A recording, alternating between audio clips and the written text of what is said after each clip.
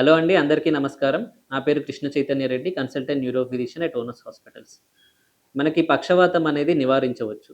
పక్షవాతంకి కారణాలేంటంటే BP ఎక్కువ ఉండడం, sugar ఎక్కువ ఉండడం, స్మోకింగ్ చేయడం, ఆల్కహాల్ తాగడం.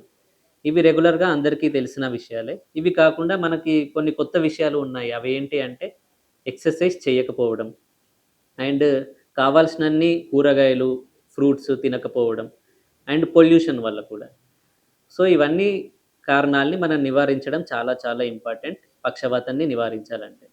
అండ్ ఒక్కసారి పక్షవాతం వచ్చింది అంటే నాకొక పేషెంట్‌ని చూసానండి. ఆల్రెడీ ఆ పేషెంట్‌కి పక్షవాతం ఉంది. కొన్ని రోజులు మందులు వాడాడు. దాని తర్వాత ఒక 6 నెలలకి మళ్ళీ నా దగ్గరికి పక్షవాతంతోటొచ్చాడు. ఇంతకుముందు వేరే డాక్టర్ చూసారంట. అయితే మందులెందుకు ఆపేశారు అండి అంటే, డాక్టర్ ఒక నెలకి రాసారండి. నేను వాడేసి ఆపేసాను. మళ్ళీ ఎళ్ళలేదు అని అన్నారు. సో, ఇలా చేయడం వల్ల మనకి బీపీ కంట్రోల్‌లో ఉండదు, షుగర్ కంట్రోల్‌లో ఉండడు. పక్షవాతంకి మందులు సరిగ్గా వాడకపోవడం వల్ల మళ్ళీ పక్షవాతం వచ్చే ఛాన్సెస్ ఉన్నాయి. సో, ఫస్ట్ వచ్చిన పక్షవాతం వల్ల కొంచెం క్యూర్ అయినా గానీ, నెక్స్ట్ వచ్చే పక్షవాతం వల్ల నడవలేక బెడ్ మీద ఉండాల్సిన పరిస్థితి రావచ్చు.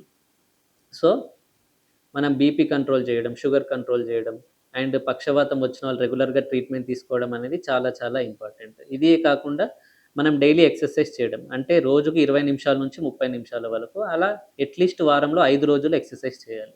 ఎక్సర్సైజ్ చేయడం అంటే సింపుల్‌గా అటు ఇటు మూవ్ అవ్వడం కాకుండా కొంచెం ఫాస్ట్ వాకింగ్ చేయడం.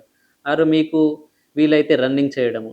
నేను ఓనస్ హాస్పిటల్స్ చెంపాపేటలో మార్నింగ్ 10:00 నుంచి ఈవినింగ్ 8 వరకు అవైలబుల్‌లో ఉన్నాను. Thank you.